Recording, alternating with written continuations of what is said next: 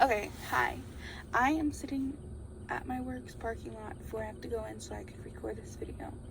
But this case particularly stood out to me. It is from Laura, South Dakota, and it took place in 2006.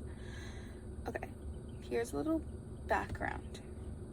This is about Vicki Eagleman disappearance and later being found deceased. It took place in the Laura Indian Reservation in South Dakota. So, a little background. Vicki Eagleman was a newly divorced woman. She recently moved into her mother's house just until she could get things situated. Her mother's house was on the Lakota Indian Reservation, and she moved there with her 5 children until, like I said, she was able to figure out what comes next and what else she can do. Then she started dating this guy named Bernard Lorche. Pardon me if I cannot say his last name right, but we can just call him Sonny because that's what he was known by. According to Vicki's mother, that relationship was also domestic. Like I mentioned previously, Vicki is also a victim of domestic violence, and she foresaw herself back into another relationship. This says that Vicki had multiple trips to the ER due to having to get stitches, multiple bruises, multiple concussions, all that bad stuff. So, a little background before she went missing. So on July 28th, Vicki with Sonny and his sister, and then her boyfriend and Vicki's sister, they all spent the day swimming on the reservation near Missouri River. Multiple witnesses can recall seeing Vicki and her friends and her sister and her boyfriend all drinking along the Missouri River. That night, Sonny is returned home by Vicki dropping him off. Then he said that he had no idea where she went. Then the following day, Vicki's sister also returns home and does not know where she went. Still, nobody has heard anything about where Vicki has been.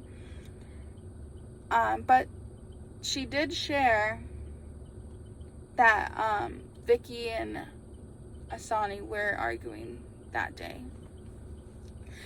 Then they decide to question Sonny about Vicki's whereabouts. He says that he hasn't seen her since she dropped him off. Days later, on August 3rd, Vicki still hasn't returned, and now at this point her mother can forcefully and formally report her missing, since she has been gone for a couple days. In here it says that Vicki's stepfather is a member of the tribal police, and the reservation is pretty small, and it's a rural and tight-knit community with approximately 1,300 residents in South Dakota. So later that month, Vicki's glasses were discovered by her children nearly a block away from her home. They were smashed as it appeared as it were driven over. Then a ring of Vicki's was also found. It was discovered nearby, just like her glasses. Both of the items were, of course, turned into law enforcement. Then her mother started to get bizarre phone calls from members of the local communities about the theories of what they think happened to Vicki. And they also were including powerful, disturbing, awful details in the last moment of Vicki's life. So her mother informed the police about these theories. Vicki was then discovered on August 22nd, 2006. The community organized a land and water search consisting nearly 200 people. Sonny did not participate in the search.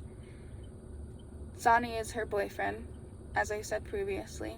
Sonny did not participate in the searches, And when he was interviewed about her disappearance, he referred to Vicky in the past tense. Unfortunately, nothing was found on the first day of the search for Vicky. However, the following day, Vicky's naked body was found in a remote area on the Lower Brule Indian Reservation, stuffed in a culvert. There was evidence of blunt force trauma to the head, and the clothes Vicky were wearing were not on her body. She was last seen wearing a tan shirt with spaghetti straps, jean shorts, and a light blue scarf, and wearing flip-flop sandals. Those were never recovered. Vicky's family was told that the police had suspects in this case. Shortly after she was found, no substantial leads ever surfaced. Then, in 2006, Vicky's case file was discovered alongside criminal crime scene photos were found outside the police station. It remains unclear how these files were outside of the police station, but a Good Samaritan did return them. So, how did Vicky's case file end up outside of the police station? Who would have done that? And there's only some people who have access, people who work there. And the other thing is, could have somebody removed something from that file? Why was it outside in the first place? So basically, the case, where the case stands, in 2007, the FBI and the Sioux tribe offered a reward for information about her case. No one has claimed the reward. No one has said anything about her missing. She is unsolved. This case is unsolved. Nobody knows what actually happens to her. That is the case about Victoria Eagleman. One thing that I think about this case is that it's clearly suspicious. Her boyfriend, Sonny, how he was with her and he used to abuse her or did abuse her, and then when it came to finding her body, he didn't want to. That makes me think that Sonny is indeed the suspect. He killed her. Even if she dropped him off, there could have been some communication with the text messages or however they used to communicate, that she picked him back up, or he went and found her. It's just so weird how everything was found besides her clothes nearby, glasses, her ring. That's just very weird. And her kids found them, and it said that it was close to her home, which means she couldn't have gone far. If anything, she probably was on her way home and maybe she got kidnapped or something of the sort. It's still just interesting. I just wonder if there was more that they could have done. I know that there was more the police could have done, but they didn't. And it's kind of weird to me that Victoria's stepfather was a tribal police, and nothing really happened besides the search, the land and water search, and they found her. And I also just wonder why it took so long for them to do a search, and because she was reported missing on August 3rd, and her body was found August 23rd.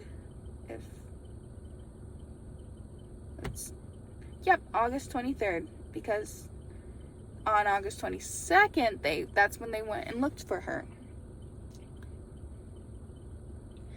So it's just weird how she went missing July 28th. They waited until August 3rd to report her missing. And August 22nd, they did the search. Couldn't find anything, and then the next day, her body was found. And I mentioned that Sonny didn't want anything to do with the search and acted like she was past tense. That is so suspicious. I just feel like definitely that Sonny did it. Her boyfriend did it. Her domestic violent boyfriend did it. He must have, like it said, her body had blunt force trauma. It looks like she was sexually assaulted. As the information that I have, it seems as if he did it because he used to hit her and was domestic, and it was just a domestic relationship. I honestly don't. It's just so sad about that most murders that happen on reservations, they're really not heard about, and nothing's really done about them. It's like a normal thing that happens on reservations, and it shouldn't, but it does. And the way that her body was stuffed in a culvert, that's just like so, that's just like really disturbing to me. Seriously, like, I'm like so speechless because it just doesn't make any sense. And why did they have a suspect and then they didn't? You know? I'm trying to look up this one site that I found, if my phone will load. But it's about her. My phone is just loading very slow today. I don't think it's gonna load.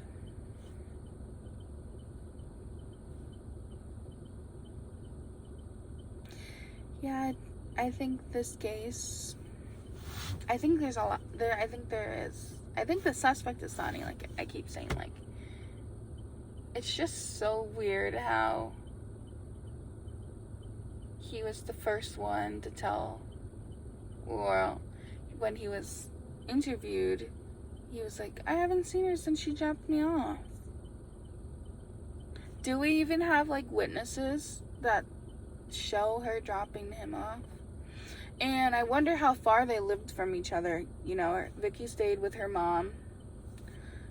I just wonder how far away from her place and his place were, since she was, I have to double check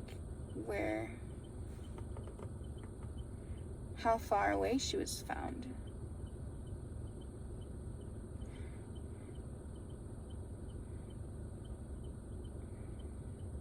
It doesn't say how far away she was from her house. It just says that it was in a remote area. It just doesn't make sense to me. I think there's something missing. And the case file being thrown out of the police station just makes it more suspicious. I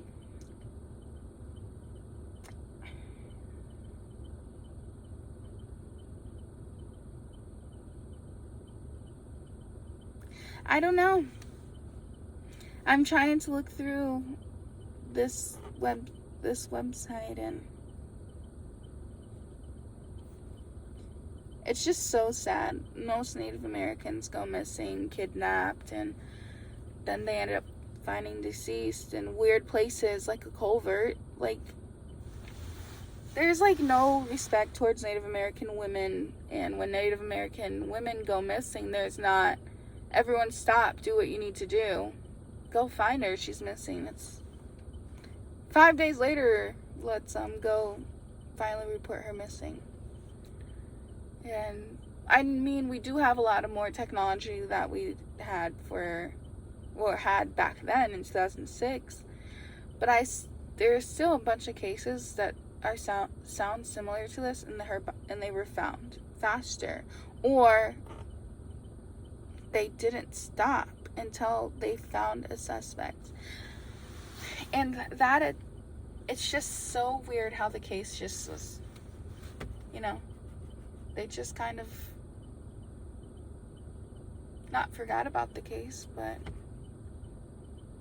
they just stopped the case in 2006. They someone threw the file out of the police station, and that was it. And now they're just here. If you have any insight of where Victoria, how she died, where she was, please call forward. It is 2024. It's crazy. She left behind 5 children over whatever. I'm gonna say Sonny took her life. There's just no way about it, and he's just very suspicious. Very suspicious. Gosh, well, that was my case about Victoria Eagleman. She was only missing for a little over a month, but I feel like nowadays that they had enough, or if they even interviewed any of her, Vicky's sister, Sonny's girlfriend, or Sonny's sister, Sonny's girlfriend's, Sonny's sister's boyfriend, or Sonny itself, maybe there would have been more leads, and maybe this case would have been solved. But since they didn't, it's not a soft case, it's a cold case. Thank you for listening to my thoughts on this case.